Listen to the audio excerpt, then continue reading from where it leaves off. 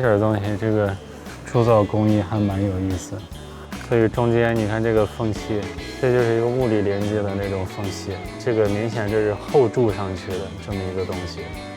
其實說句實話，去博物館的話，看東西就是一種工作的一種狀態，就非常非常的累。我看博物館是覺得比打籃球還要更累的一個事兒。